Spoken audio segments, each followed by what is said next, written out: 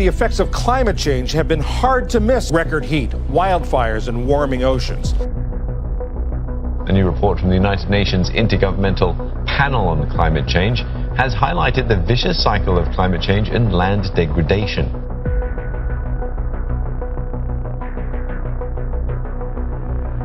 We are talking about climate change, carbon emissions, and global warming and various other aspects, but we are not addressing soil. Soil and climate is a unit. It's not separate. Soil properties, land use, and climate. Each is dependent on each other. Maximum amount of carbon was always in the soil, but now a lot of it is in the atmosphere where it should not be. But nearly 40% of this is happening simply because soil is left open.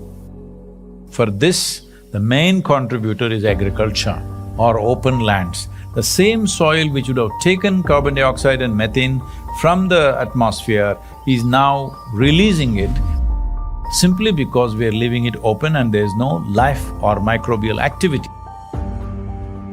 Without enhancing the soil biome, sequestering carbon just by this and that technology is not the answer, because carbon is not our enemy. We are all carbon life. Life on this planet is a chain of carbon. In this chain, the life cycle or the carbon cycle, soil is the most important link, and that is wearing thin, very thin, dangerously thin. You've heard of dinosaurs going extinct, dodos going extinct, but what we are facing now is soil extinction. Every responsible scientist in the world and the UN agencies are clearly saying we have only 80 to 100 harvests left. That means approximately 45 to 50 years of agricultural soil left on the planet.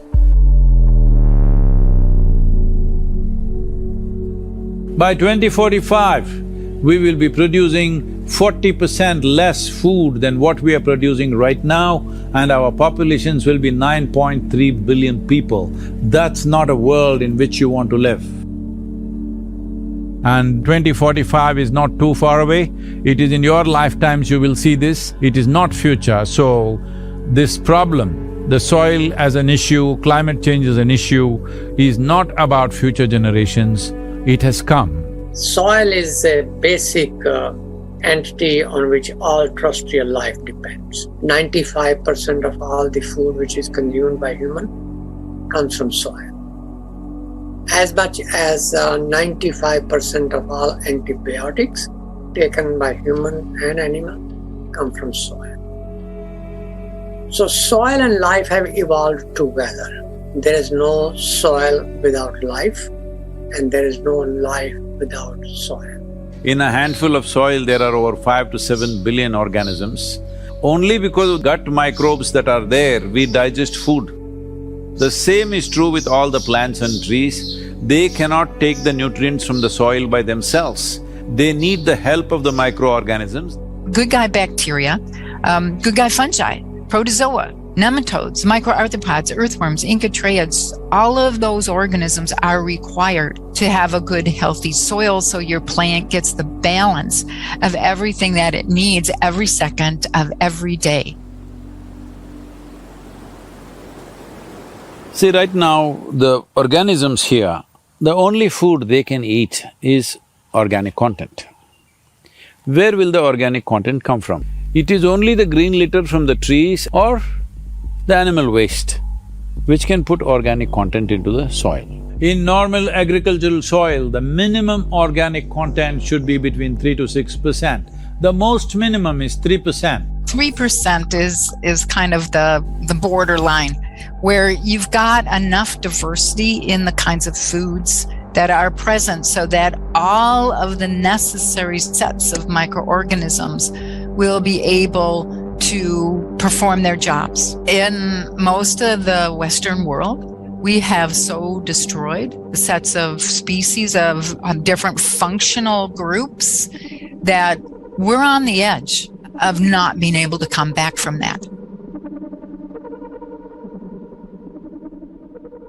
over 62% of India's soil has organic content less than 0.5%. Entire southern Europe, the soil organic content is just around 1% or below. Over 50% of the topsoil in whole of United States is gone. See, this is sand. If you add enough organic content into this will become rich soil. Similarly, if you take all the organic content out of the soil, it will become sand. So this is called as desertification in the world. World's agricultural soils are becoming sand or turning into a desert largely across the world because there is no organic content. So we are seeing how to get a policy in 192 countries to make this the norm, that if you own agricultural land, minimum 3 to 6% organic content must be there by law. Initially by recommendation, then by incentives, and then by law. To bring the law, what is needed? This is a democracy. That means people are the power. It's people's power. That's what it means. So this is important. The people of the world have to speak and say, we are ready for long-term solutions. So as a part of this, in 2022, I rode from London to Kaveri on a motorcycle, 30,000 kilometers in 100 days. I was 65.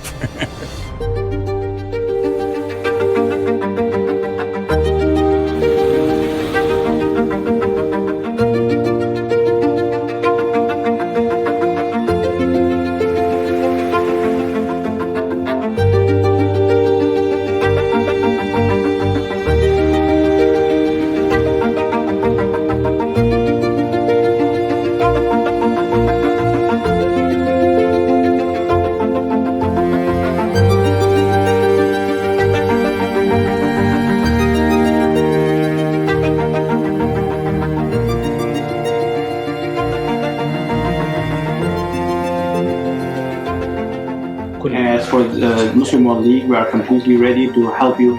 You've inspired me to think about soil very differently.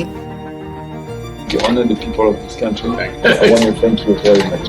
सदगुरु जी ने यात्रा की, अपने आप में बहुत बड़ा काम किया है।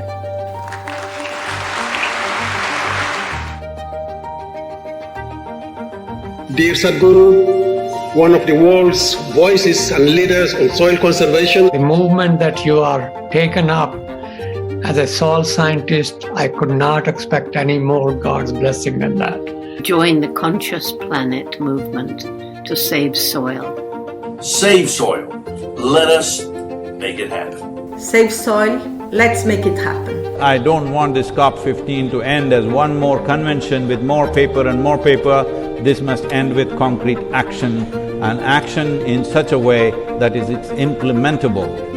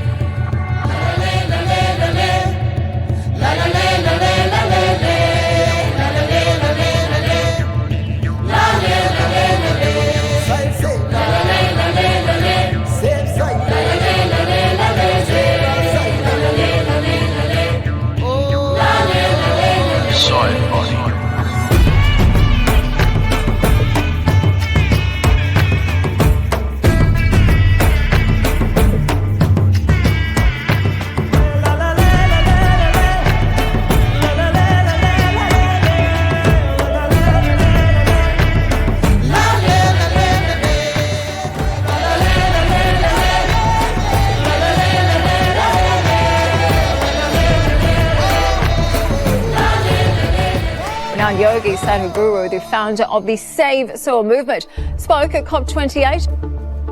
If 60% of any electorate clearly states, we are concerned about the soil, what about our children, what are you doing for them? If you don't do this, we will not elect you. This will become the electoral issue. Once it's an electoral issue, it's action. He has the magic. The celebration happened, attention is moved towards soil, that's a big celebration for us. It's not that suddenly we thought of Save Soil movement. I've been campaigning for soil regeneration for over 30 years now.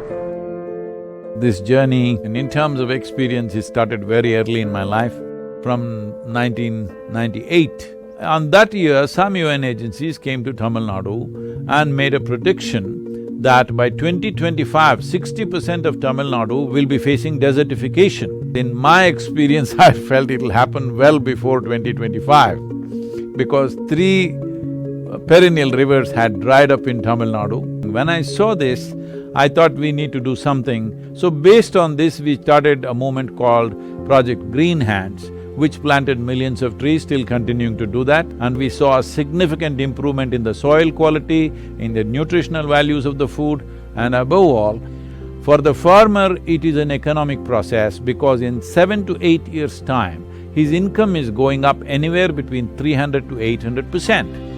My work is to officiate the marriage of economy and ecology because if these two things don't come together, ecology will be beaten. Based on this, we launched the next thing because I saw there were many policy anomalies to plant trees in the land.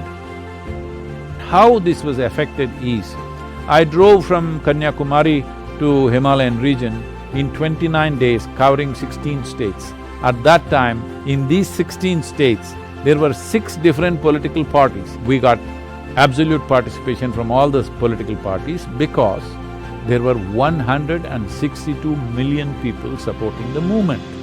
We must understand, in a democracy, there is only one currency, that is the numbers, the people. I gave this policy document to the Prime Minister at about 6:20 in the evening. Next day before 11 o'clock, just before 11 o'clock, the PMO calls us and says, a special cell has been formed and they want a soft copy. Within 3.5 months, the Niti Aayog made this a recommendation policy for all the 28 states. मैंने तो आपके प्रयासों को खुद देखा है। नदियों की निर्मलता और अविरलता को आपने जिस प्रकार से बल दिया है, समर्पण भाव से काम किया है। So that is the story of Rally for Rivers. We knew that we had to manifest something which is a large-scale sample. This is why we took up Kaveri calling.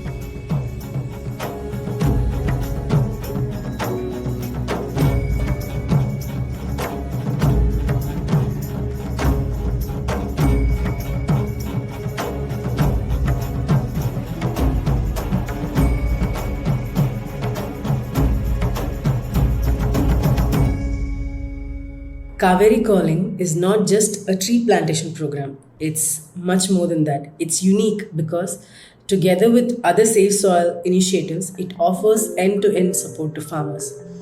This is done through training and hand-holding farmers during their adoption of tree-based agriculture by providing low-cost saplings.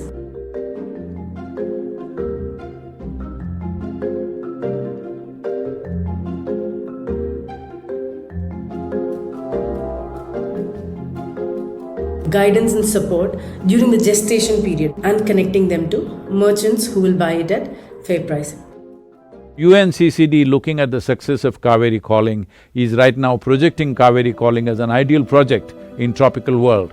Kaveri Calling could also be a large-scale project that helps improve the living conditions of the most vulnerable populations while rehabilitating the land that sustains all of us. To me, you are the incarnation of the Sustainable Development Goals, so thank you so much.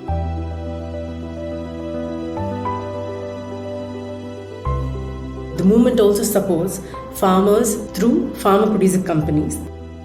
We are spearheading this movement called Farmer-Producer Organization, where farmers are coming together and forming a corporation-like thing so that they have the power of scale. We are envisioning FPOs with 10 to 25,000 farmers coming together. Money from the sale is deposited in our bank account. It is that easy. Today, when we market our produce, we receive a good response. Many doors are opening for us. Let us say 10,000 farmers with adjacent lands came together we can cause a revolution and set up an example that how farm life can be changed dramatically. In 5 years' duration, we can multiply their income significantly, we can change the soil composition. We have created model farms across South India to demonstrate how regenerative agriculture can help revitalize soil, water, and agriculture itself. These models and our model farmers have inspired thousands of farmers to adopt regenerative agriculture practices for the crops that they have been growing for decades. These regenerative practices have significantly enhanced farmers' income because the quality and also the quantity of the produce has improved. And consumers are more than happy to pay premium for healthy and nutritionally dense foods. अलग अलग कंपनियां तो कई सारी बनी हैं, लेकिन मिट्टी बचाने के लिए कोई कंपनी बनी हो ऐसा कहीं पर नहीं हुआ है। पहले स्टार्ट किया था हमने काम एक छोटे 40 गाँव में, लेकिन अब आने वाले समय में 1500 से ज़्यादा गाँव में ये काम पहुँच जाएगा। सिर्फ हिंदुस्तान के लिए नहीं, पूरी दुनिया के लिए ये रोल मॉडल बनेगा, मुझे भरोसा है। I would like to thank Isha Save Soil movement. I'm implementing all the things I learn in every training program, and whatever I need for my children and family, I'm able to produce from my own farm.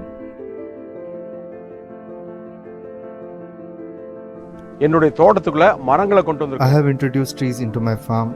Now my farm has trees along with cash crops. Earlier when we tested the organic content in the soil, it was only 0.5%. Now it has increased to 1.3%. 1.30 As the organic content of the soil increased, the quantity of the coconuts in the coconut trees also increased. The weight of the coconuts also increased. Farming has become lucrative for us. We are also getting additional income through the multi-cropping method.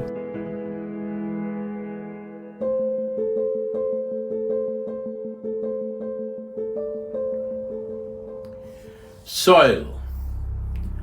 In the roots, there is a stalk. In the stalk, there is branch. In the branch, leaves, bud, flower and fruit. All rooted in the soil. It's my wish and my blessing that every one of us should commit to turn this around and offer this to the next generation of people, a fertile and rich soil for them to live upon, because the very body that we carry is the soil that we walk upon. How rich the soil is, that's how rich this life will be. That is how strong this life will be. And above all, it's about the unborn child that is the future, because right now we are using up the soil of the unborn child. If we all come together in the decisions and actions we take as nations, we can ensure that the policies we define are for the benefit of everyone and not against anyone. Let us make this happen, that in this generation, before we depart, we will leave a rich soil for future generations to live their lives well with all the richness possible.